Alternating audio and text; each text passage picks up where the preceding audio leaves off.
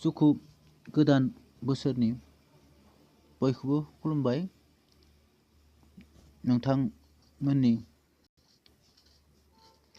नोंथांखौ आरो नोंथांमोननि न'खरनि गासै फोलेर सुखु गोजोन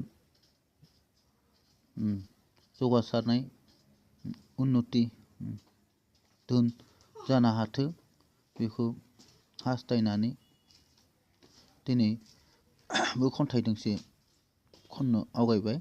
खन्थाइनि मुं मोनस्रि। खन्थाइनि मुं मोनस्रि।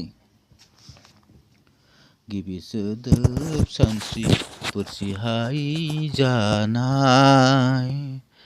गिबि सोदोब सानस्रि बोरसिहाय जानाय।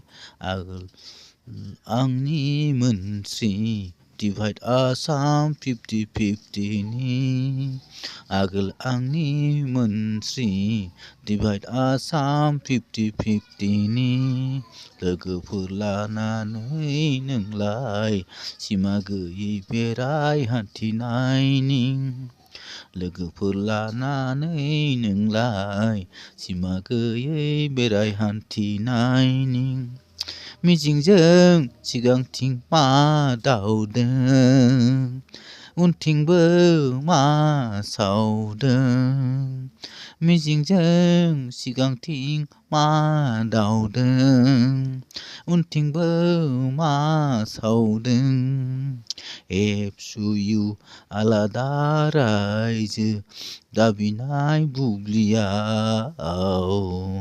एबसुयु आलादा रायजो दाबिनाय बुब्लियाव।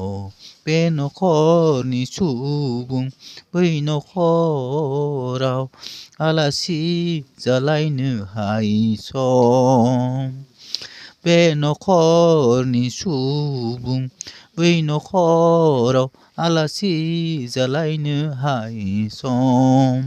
नोंहा दंनाय उदिस गोमाबाय। नोंहा दंनाय उदिस गोमाबाय। गिबि नोंखौ नोजोर बायब्ला नों आगदा आथें आसि बिमा।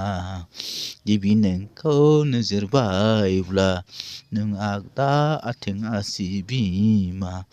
खालामना हा एरखुनाय लाजिगुसु महरनि।